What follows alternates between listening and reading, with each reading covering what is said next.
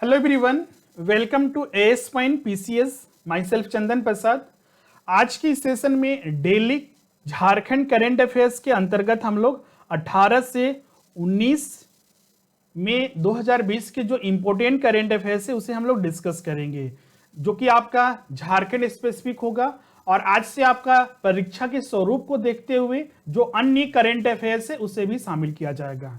हमारे online courses के regarding आपको बता दें, जिसमें कि आपका अभी जेपीएससी प्रारंभिक परीक्षा के ऑनलाइन क्लासेस आपके स्टार्ट हो चुके हैं और जो अन्य क्लासेस हैं वो भी उपलब्ध है। इसके अलावा जेपीएससी और जेएसएससी सीजीएल के लिए अध्ययन सामग्री टेस्ट सीरीज भी उपलब्ध है। इस नंबर पर आप कांटेक्ट कीजिए, सारी चीजें आपको उपलब्ध हो जाएगी और सारी जानकारी आपको वहां पर मिल जाएगी। जो भी हमारे क्लासेस ऑनलाइन क्लासेस उपलब्ध होते हैं हमारे ऐप पर, अब सारे जितने भी क्लासेस हैं उपलब्ध होंगे। ज्यादा जानकारी के लिए आप इस नंबर पर कांटेक्ट करें। आज का जो पहला प्रश्न है आपका वो आपके सामने है। झारखंड राज्य का पहला राज्यपाल जिन्होंने अपना 5 साल का कार्यकाल पूरा किया, प्रभात कुमार, सैयद शिवतरेजी, द्रौपदी मुर्मू, सैयद अहमद। तो इसका राइट आंसर सी होगा, द्रौपदी मुर्मू। उन्हें चूंकि द्रौपदी मुर्मू जिनका अपॉइंटमेंट जो हुआ था 18 मई 2015 को हुआ था और उनका पहला कार्यकाल 17 मई 2020 को कंप्लीट हो चुका है, लेकिन अभी भी वो झारखंड के राज्यपाल बने हुए हैं। चूंकि यह परंपरा है कि अगर जब तक कि नई राज्यपाल की नियुक्ति नहीं हो जाती है या फिर से नोटिस नहीं आ जाता है कि द्रौपदी मुर्मू ही आने वाले दिनों के लिए भी राज्यपाल रहेंगे, तब तक वो द्रौपदी मुर्मू ही पहले के जो राज्यपाल हैं वही कंटिन्यू करते रहेंगे। और भी आपको यहाँ पर डिटेल दिया गया है। बहुत सारे राज्यपाल हो चुके हैं, अभी तक आपका 8 राज्यपाल हो चुके हैं झारखंड राज्य बनने के बाद से, जिसमें कि पहले राज्यपाल प्रभात कुमार थे और भी यहाँ पर राज्यपाल बने थे, लेकिन 5 साल का कार्यकाल किन्होंने भी पूरा नहीं किया था। नेक्स्ट है आपका प्रश्न संख्या 2। झारखंड में स्थित विनोबा भावे विश्वविद्यालय को नेक के द्वारा कौन सा ग्रेडिंग दिया गया है? तो इसका सही उत्तर होगा बी ग्रेडिंग दिया गया है विनोबा भावे यूनिवर्सिटी को। नेक क्या है? तो नेक आपका भारत में उच्च शिक्षा संबंधित शिक्षा संस्थान जो होते हैं पूरे भारत में, उन्हें आकलन करती है, उनका मान्यता देने का काम करती है, जिसकी स्थापना 1949 में किया गया था। जितने भी भारत में विश्वविद्यालय है उन्हें ग्रेडिंग दिया जाता है, जैसे कि आपका यहाँ पर डी दिया जाता है उनके सीजी जो पीए पॉइंट होता है उसके आधार पर। डी ग्रेडिंग होता है, सी ग्रेडिंग होता है, बी होता है, बी प्लस होता है, बी प्लस प्लस, ए प्लस और ए प्लस प्लस। झारखंड के जो विश्वविद्यालय हैं सबसे बेस्ट ग्रेडिंग रांची यूनिवर्सिटी को मिला हुआ है बी प्लस प्लस। इसके अलावा जो विनोबा भावे यूनिवर्सिटी है, विनोबा भावे यूनिवर्सिटी, उसे आपका जो ग्रेडिंग दिया गया है बी दिया गया है। प्रश्न में आपका यही पूछा गया था, तो राइट आंसर आपका यहाँ पर डी होगा। नेक्स्ट है आपका प्रश्न संख्या 3। हर साल पूरे विश्व में 18 मई को अंतरराष्ट्रीय संग्रहालय दिवस मनाया जाता है। झारखंड में भगवान बिरसा मुंडा संग्रहालय कहाँ स्थित है? रांची, धनबाद, बोकारो, जमशेदपुर। तो इसका सही उत्तर होगा ए। झारखंड में जो भगवान बिरसा मुंडा संग्रहालय है वो रांची में स्थित है। और इस आयोजन पर चूंकि अभी कोविड-19 चल रहा है तो इस बार कुछ भी आयोजन वहां पर नहीं किया गया था।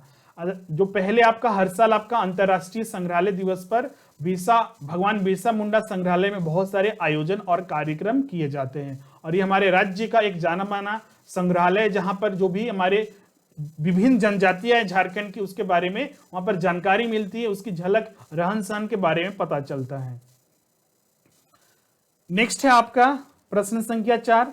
झारखंड के राज्य के साथ पूरे देश में चौथा लॉकडाउन 4.0 कोविड-19 की वजह से कितने दिन के लिए बढ़ाया गया है? 14 दिन, 21, 31 या फिर 7 दिन? तो इसका सही उत्तर होगा ए, 14 दिन बढ़ाया गया है। 31 मई तक आपका लॉकडाउन जारी रहेगा। उसमें कुछ प्रावधानों प्रतिबंध जो हटाया गया है और कुछ जो मॉल है या जो आपका अलग अलग जो प्रतिष्ठान है उन्हें खोलने का भी मंजूरी दिया गया है, लेकिन बहुत ज्यादा उसमें रिस्ट्रिक्शन अभी भी कंटिन्यू रहेगा। नेक्स्ट है आपका प्रश्न संख्या 5। झारखंड राज्य का सहकारिता प्रशिक्षण केंद्र कहां स्थापित किया जा रहा है? रांची, रामगढ़, हजारीबाग, खूंटी। तो इसका सही आंसर होगा आपका डी, खूंटी। झारखंड राज्य का यह पहला साक्षरता प्रशिक्षण केंद्र होगा, जो कि आपका अक्टूबर 2020 में इसका उद्घाटन किया जाएगा और ये खूंटी जिला के पुदी में यह बनाया जा रहा है। और ये झारखंड में पहला साक्षरता प्रशिक्षण केंद्र है जहां पर आधुनिक तकनीक से प्रशिक्षण दिया जाएगा और साथ ही आपका डिजिटल क्लासरूम भी बनाए जाएंगे। Right answer D. नेक्स्ट है आपका प्रश्न संख्या 6। हाल ही में किस राज्य के द्वारा फसल उत्पादन को प्रोत्साहित करने के लिए राजीव गांधी किसान न्याय योजना प्रारंभ की गई है? तो इसका सही उत्तर होगा सी, छत्तीसगढ़। छत्तीसगढ़ सरकार ने 21 मई 2020 को पूर्व प्रधानमंत्री राजीव गांधी के पुण्यतिथि पर इस योजना का शुभारंभ करेंगे। इसका घोषणा पहले ही हो चुका है, जिसे आप डिस्कस कर रहे हैं आपके साथ, बल्कि इसका आपका जो शुभारंभ किया जाएगा वो 21 मई 2020 को किया जाएगा, क्योंकि पूर्व जो प्रधानमंत्री राजीव गांधी थी उनकी पुण्यतिथि पर इस योजना का शुभारंभ किया जाएगा। इस योजना के माध्यम से जो भी खरीफ फसल है या फिर जो भी आपका किसान है उन्हें अनुदान सहायता राशि भी उनके खाते में दी जाएगी। कोविड-19 से लड़ने के लिए यह आर्थिक सहायता उन्हें दी जा रही है।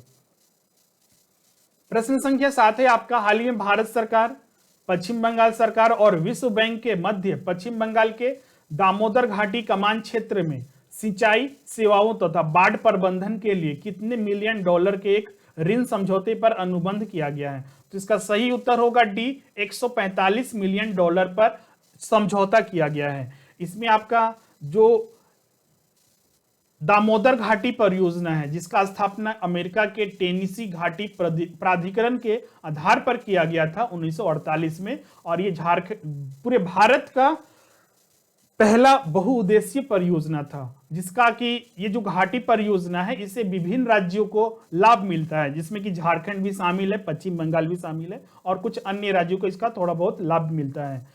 ये जो समझौता हुआ है अभी पश्चिम बंगाल सरकार, विश्व बैंक और भारत सरकार के बीच में हुआ है। नेक्स्ट है आपका प्रश्न संख्या 8। भारतीय सेना द्वारा सामान्य नागरिकों को कितने साल के लिए सेना में शामिल करने से संबंधित एक प्रस्ताव पर विचार किया जा रहा है? इसके लिए सही उत्तर होगा 3 साल। 3 साल के प्रस्ताव पर एक प्रस्ताव लाया गया है सेना के द्वारा। अगर उसे मंजूरी मिल जाती है तो इसमें पहला मौका होगा भारत में कि आम नागरिक भी सेना में शामिल होकर अपना योगदान दे सकते हैं, और ये 3 साल के लिए होगा। नेक्स्ट है आपका प्रश्न संख्या 9। हाल ही में उज्ज्वला योजना अपनी सफलता के 4 वर्ष पूरे किए हैं। उज्ज्वला योजना किस क्षेत्र से संबंधित है? शिक्षा क्षेत्र, गरीबों को अनाज उपलब्ध कराने के लिए, रसोई गैस मुफ्त सिलेंडर उपलब्ध कराने के लिए, या फिर उपयुक्त सभी? तो इसका राइट आंसर आपका सी होगा।